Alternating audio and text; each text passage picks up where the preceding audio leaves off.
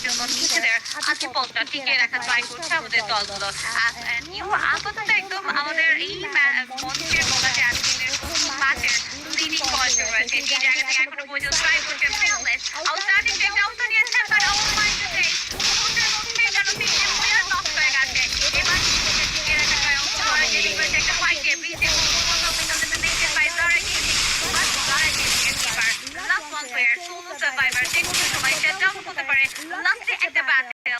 Right now আর একটি দল জারা gaming যাদের শাটডাউনটা হয়েছে বাংলাদেশ টপ ওয়ানের হাত ধরে লাস্টে একটা ব্যাটেল।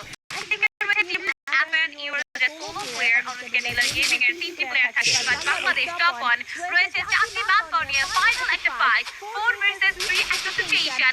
তখন হয়ে যাচ্ছে ফলটা অল্পমাত্র এন্টার করছে ব্যাক থেকে। এবার প্রাপ্ত ফ্রন্টের মধ্যে এন্টার করবে কাটটুকু ফ্লিকার করবে তার সাইড থেকে। আউটস্ট্যান্ডিং পারফরম্যান্স অফ দ্য প্রাপ্ত, and the booyah goes to Bangladesh top one.